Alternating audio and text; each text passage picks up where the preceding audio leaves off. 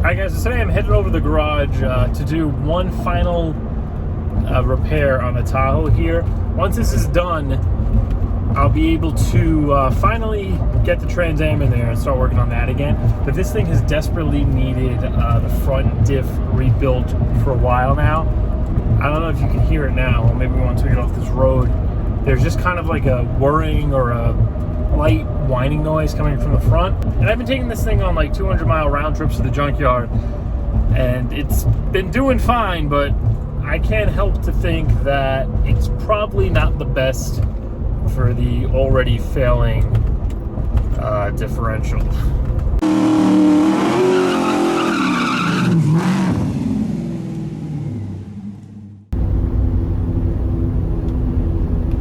You kind of hear that.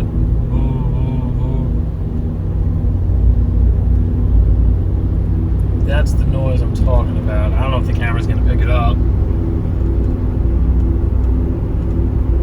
I'm sitting right around 50 miles an hour right now.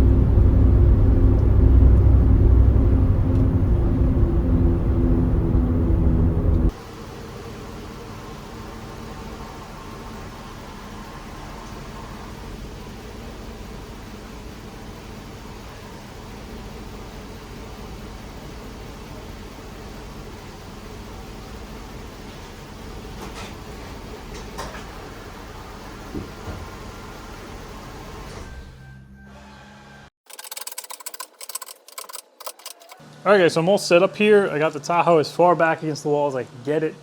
Got it up on jack stands. We have plenty of room to get around the front here. And to the driver's side, if I do need to pull the wheel, I think I could do this without removing the wheel. Now, it's been a while since I actually pulled one of these. But basically the axles, they just bolt up to the diff right here. So I can just easily zip these out. I think they're, what are they, 15s? But I could just zip them out one at a time like this. And then this just sits flat up against here. So I should be able to slide this down and out of the way. First thing I'm gonna do though is remove both skid plates. We'll drain it, see what that fluid looks like. And then I guess we'll move on to getting both axles disconnected. Now keep in mind, this fluid was changed just under 10,000 miles ago. Actually, maybe like 9,000 miles ago when I did the transmission. And when it came out that time, it looked like absolute shit. There was just, the first like second or two of flow was just thick gray sludge. And then the fluid started coming out. And the magnet was just filled with metal. So let's see what it looks like now. Oh God, that's not good. I think what the problem is, it's either the pinion bearing in the back or one of the axle bearings. I don't think it's the actual gearing, because I hope it isn't, because I don't have replacement gears. That's what we're dealing with.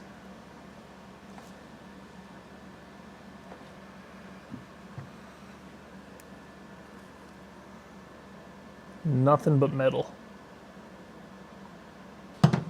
And for anybody who's curious how I narrowed down the noise, I mean, obviously, aside from seeing the fluid, it has new wheel bearings. The previous owner put wheel bearings in it because when I got it from auction, they were still shiny. They didn't even have rust on them. So I knew the wheel bearings were good. And with higher mileage, differential problems are kind of common on these things. And once I actually did the transmission, I knew right away once I pulled that plug. It looked actually worse than this. This is pretty friggin' bad, but it was actually even sludgier and even more shit on the magnet.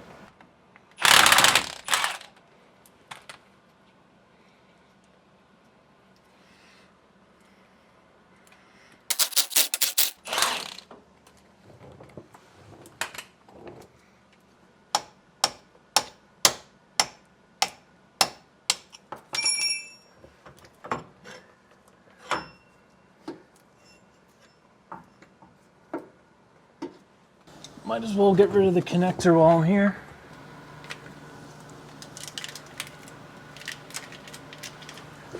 So all that's holding it in are these two guys here. There's one right here, one on the other side.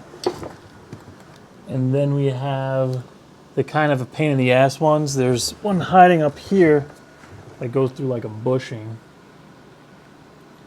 And then there's one in the back down there. It's a little easier to get to, and I think that's all of them. I'm just gonna slide back there, remove the drive shaft, and then it's just those mounting bolts, and this thing should fall right out. Hopefully not on me.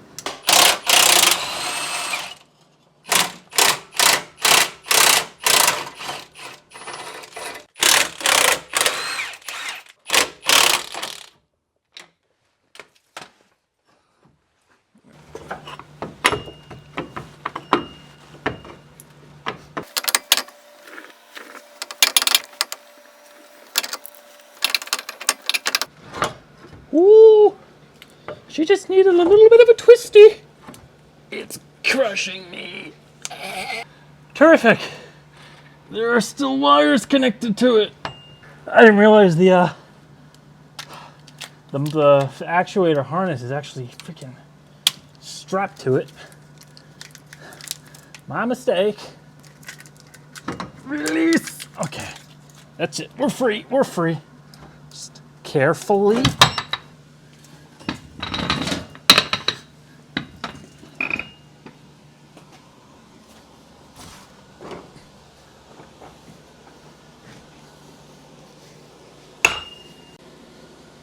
Now this is a heavy piece, so I think I'm just going to tear it down right on the floor here. Why not? So I'm going to link a video down below. I just did a quick search how to get this thing apart because I hate running into surprises. Basically, we're just going to pop the two axles out, separate the case half, pop the two apart, and then the diff is just kind of floating in there.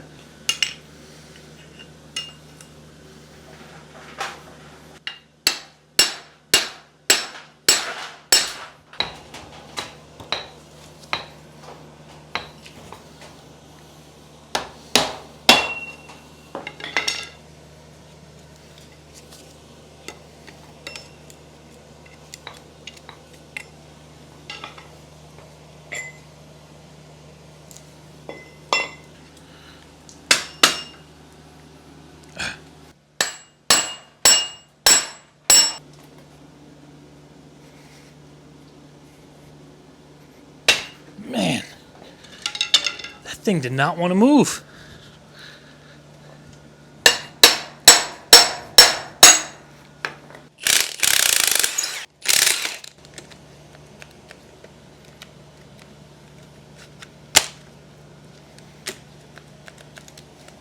Tell me this gun just took a shit.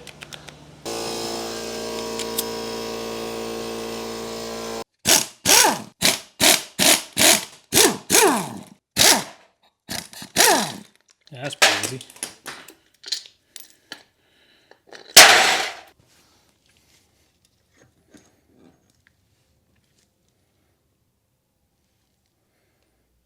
Nothing looks crazy yet. It's got to be those bearings.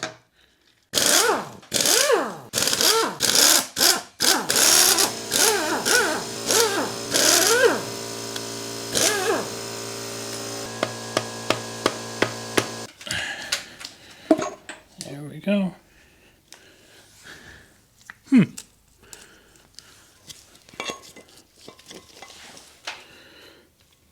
This bearing looks fine.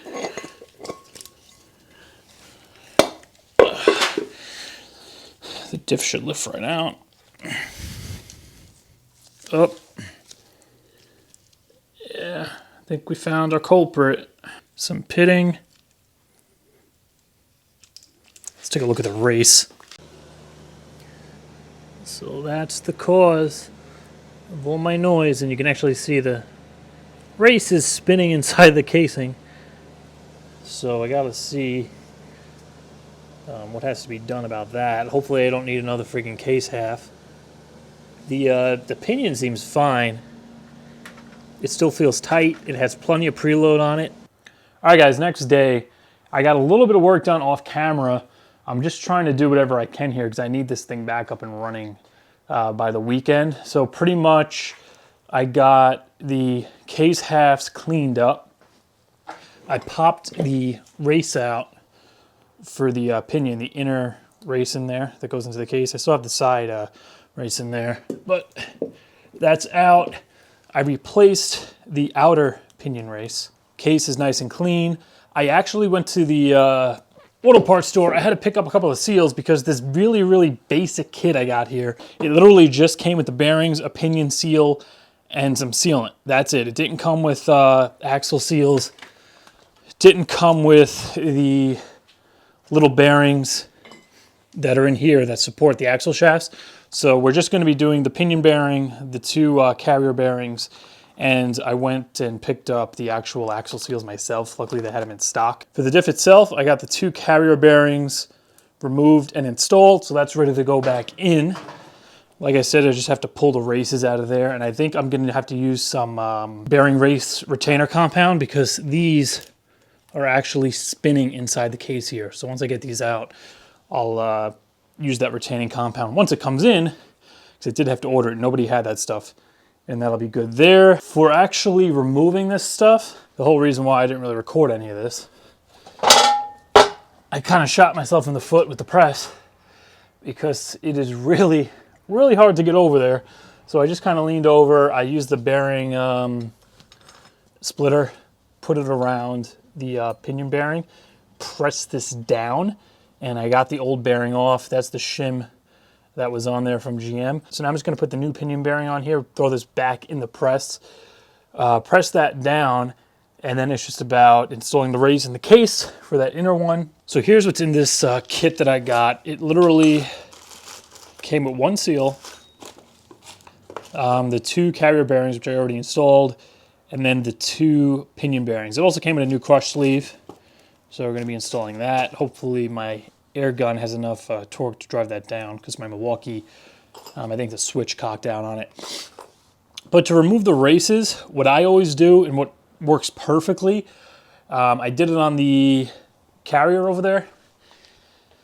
Just put this thing in a vise, use the air chisel, just kind of chisel through the outer race, pull the cage off. They're just going to be left with the actual race. And then I just come around the edge here with the air chisel and just chisel this up, and it'll just slowly start to come up, and just shoot right off. You can probably cut it too. I know I used to do it that way. I would kind of put a score in it with a grinding wheel and then chisel it to kind of get it to split. But lately I've just been kind of straight up chiseling the thing up, and they come off relatively easy. You can see here's the cage where I actually just chiseled through it, pulled it off.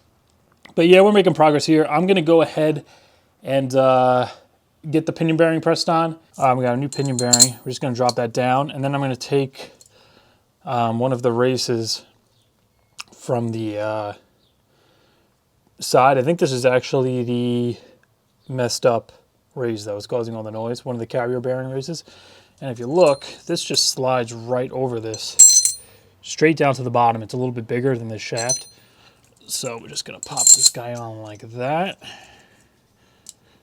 We're going to flip this race over, and then we're just going to press against that. That's going to press right on the race there and gets this thing bottomed out without damaging the cage.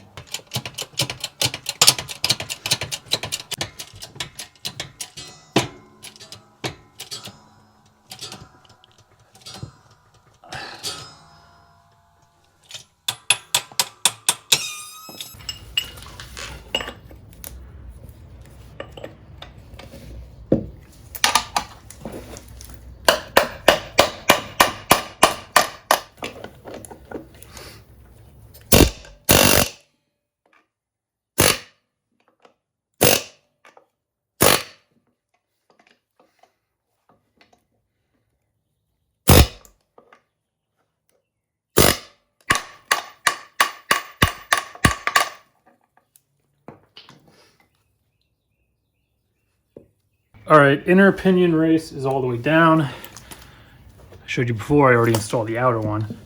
The bearing is installed on the pinion itself. So now I think I'm just going to drop it in. And and we're going to try to get the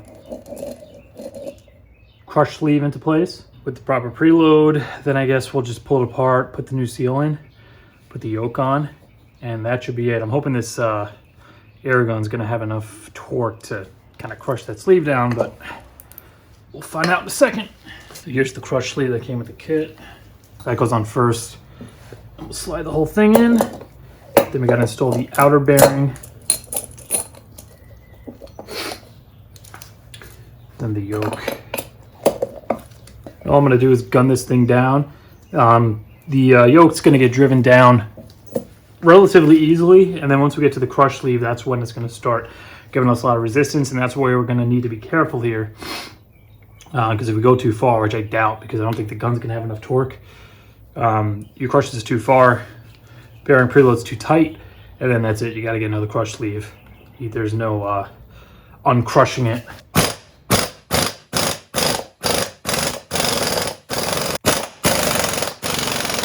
Alright, so we're down far enough where we're pretty much at the crush sleeve now. Unfortunately, like I thought, the little 10-gallon compressor isn't enough to actually crush this down. You can see that's the amount of play we have, and as we crush that, that's gonna, turn into nothing, and then it's gonna get harder and harder basically to crush this the further down we want to go to get the preload right. So I gotta see if I can get my impacts going over here. It's just flashing a light, and I looked it up, and apparently that means the trigger is bad. So I have this old drill here that the triggers look identical, at least from the outside, and this doesn't work because the chuck bolt snapped inside here. So I'm just going to pull this thing apart for parts, and hopefully I get that going, because I'm going to need it to get this thing crushed. All right, so I just pulled the drill apart, and I realized the trigger was totally different. This has a switch here, I guess for, what's that, forward and reverse, and the impact gun doesn't, so it wasn't going to work anyway, plus the board was different. But I put it back together, and it actually works for a little bit. So let's try to get this thing driven down. It still wasn't moving, and then I realized that I didn't have the washer on here because I couldn't get it. There weren't enough splines showing or threads to get the washer and the nut on there. So I took the nut off again, because even with this gun, it was like bottomed out and it wasn't moving anymore.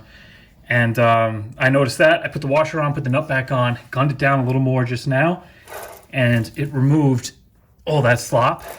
So right now I'm just gonna pull this down a little bit more.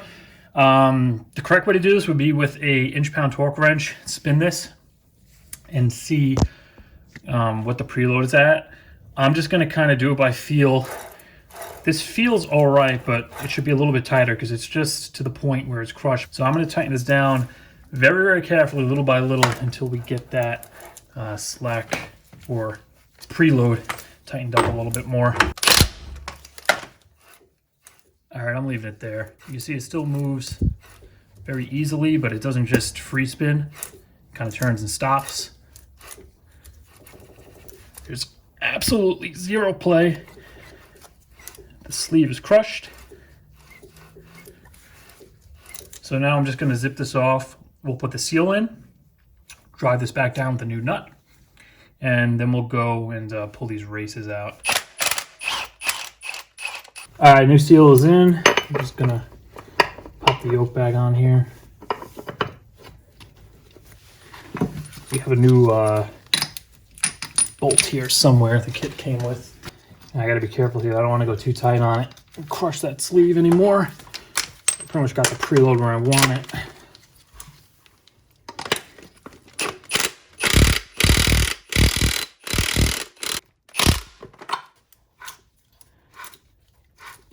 All right, I'm happy with that. Pinion is finished.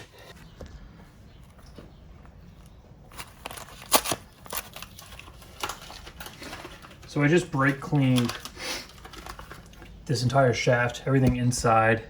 The kit I got, like I said, it doesn't come with these bearings, but they look absolutely fine. And I hosed them out pretty good to make sure there's no metal stuck in there from the bearings.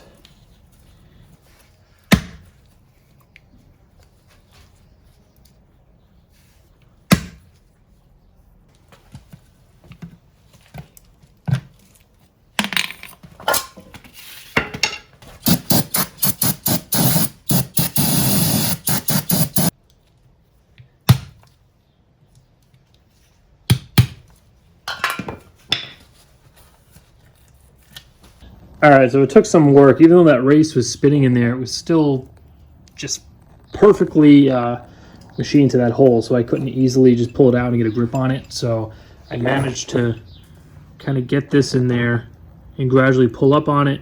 I was able to pull it out, and you can see now that is the primary cause of all that noise it had and where all that metal came from. The other bearings really didn't look bad. The outer pinion had a little bit of wear on it. It wasn't gouged at all like this, but regardless, we have new bearings on the pinion. We have the new carrier bearings.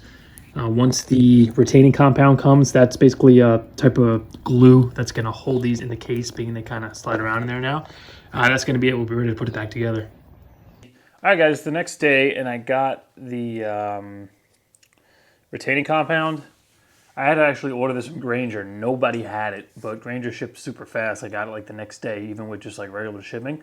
So I'm just gonna put this stuff around the outside race of the bearing, or the outside of the race. And that's basically just gonna glue this in place, because you saw as we pulled this out, the whole race was just spinning in there, which it shouldn't be doing. So I'm just gonna go all the way around here.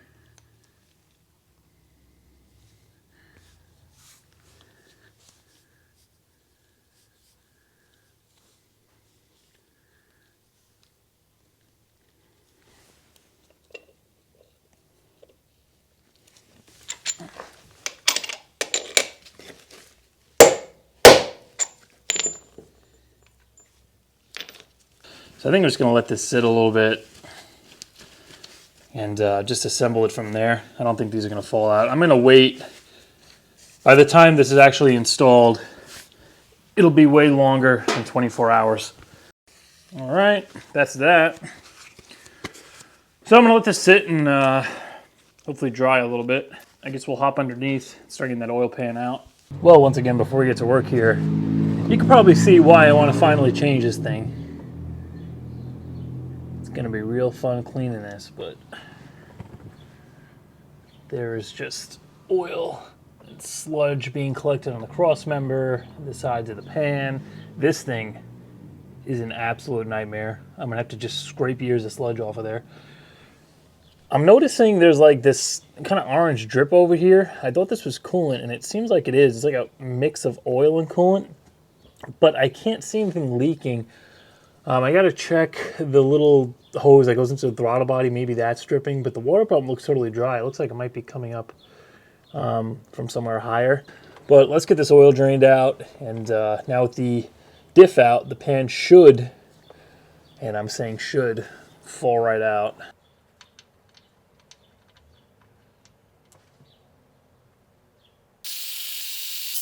All right, I got some zip ties. I'm just gonna pull the lines over here, over the diff mounting bracket, in hopes of just kind of getting them out of the way so I can get to the bolts without having to keep pushing the damn thing over.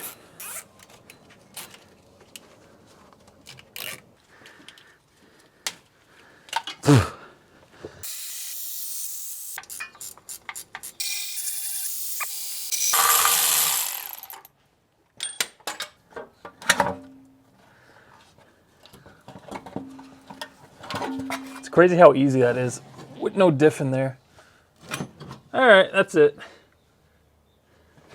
And we're looking a little ooky down here. The actual inside of the motor, it looks pretty good. There's no sludge actually really in there. It's just the, you know, film of kind of brown staining on everything.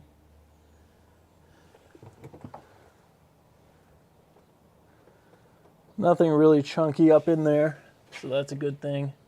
I'm gonna take the oil pan home because that thing is in absolute shit condition, and I'm gonna try to put it in my parts washer, and hopefully that's gonna get most of that gunk off. I have to pick up the pan gasket from the parts store anyway, and hopefully I get this thing back up today. So tomorrow, which is gonna be Thursday, I could get the diff back together, possibly installed, so I have this thing running for Friday or the weekend. So hopefully we can make another junkyard run, because I am planning that for this weekend.